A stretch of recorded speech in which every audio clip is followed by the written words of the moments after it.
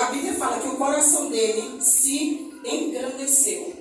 Ao observar que Deus o havia fortalecido, ao observar que Deus havia usado ele para tornar também a cidade forte e próspera, ele se exaltou. Ele entrou no templo e fez algo que não era para ele ter feito. Ele foi oferecer incenso no templo do Senhor, no altar dos incensos, algo que só cabia ao sacerdote.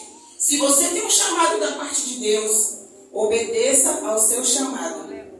Não queira fazer além sem Deus mandar, porque o preço é alto. Estou dentro do texto, eis-me aqui. Aquilo que Deus determinou para que você fizesse, faça. Mas aquilo que Deus determinou para o seu próximo fazer, não se meta a fazer. Quando aquele rei, ele ousou apresentar incenso no altar do Senhor, logo veio o profeta Azarias, que tinha o mesmo nome do rei, e entrou ali e advertiu ele para que não fizesse, para que ele se arrependesse. Porém, ele, com seu coração endurecido, disse que não. E na mesma hora ele foi atacado de lepra. E o seu final foi muito triste. Ele passou a vida inteira dele, pastor, obedecendo ao Senhor. E quando chegou no finalzinho, ele abriu brecha. E aí você sabe, quando o Satanás entra, tu entra com pena. Para que um novo homem venha nascer dentro de você. Porque a própria palavra do Senhor fala, o próprio Jesus disse isso, que ele não põe vinho novo em odres velhos. Jesus, ele não pega um remendo de um pano novo e põe numa veste velha. É necessário que haja um novo nascimento. É necessário que coisas sejam removidas. Por isso que eu falei no início, ninguém pode dizer, eis-me aqui de qualquer maneira, porque há um peso e uma responsabilidade. E quando Isaías, ele teve aquela visão, a primeira coisa que ele viu foi o Senhor sentado num alto e sublime trono, e as abas dos seus vestidos enchiam o templo. Primeira coisa que Deus mostrou para ele: não existe nenhum outro rei, nenhum governante acima dele. Ele estava sentado em um alto e sublime trono. Ele estava além daquilo que Isaías tinha como referência, que era o rei Uzias. Ele estava acima de qualquer coisa que o rei Uzias tenha feito de benefício aqui na terra. Deus se agradou.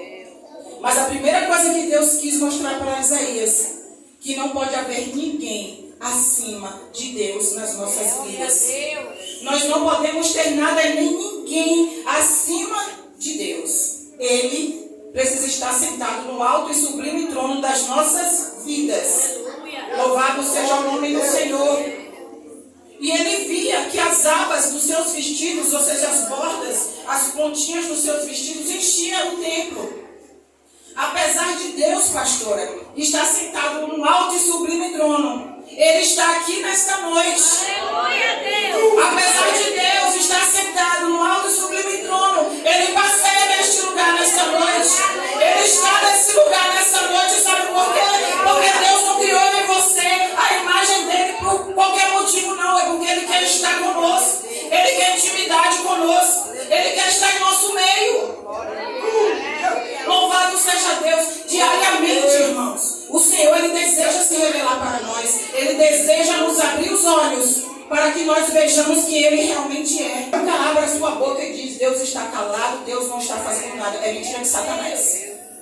É mentira de Satanás. Por que eles voavam só para dizer que é de casa? Não. É porque o céu está em movimento ao meu e ao seu favor.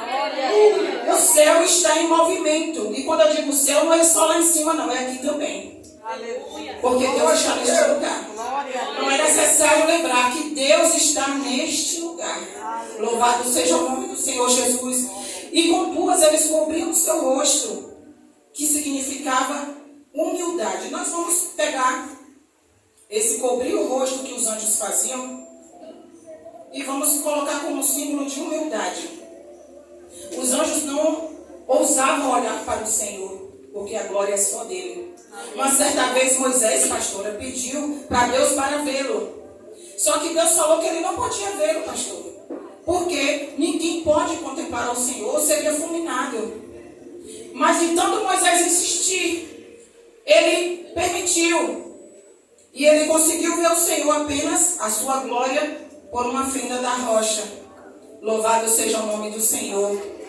E quando Moisés desceu do monte, o seu rosto resplandecia. Era a glória do Senhor. Você quer resplandecer também nessa terra? Aleluia. Entra na presença dele. Busque a ele. Começa a obedecer. Começa a colocar como rei da sua vida. E você vai ver o que é resplandecer. As pessoas vão começar a olhar para você dizendo: tem alguma coisa nesse irmão que está diferente. Tem alguma coisa diferente nessa irmã. É a glória de Deus. É a presença de Deus. Porque o Senhor, ele não divide a sua glória com ninguém. Ele não dá a sua glória a ninguém. Mas resplandecer em nós, ele faz. E ele quer resplandecer através de mim e de você.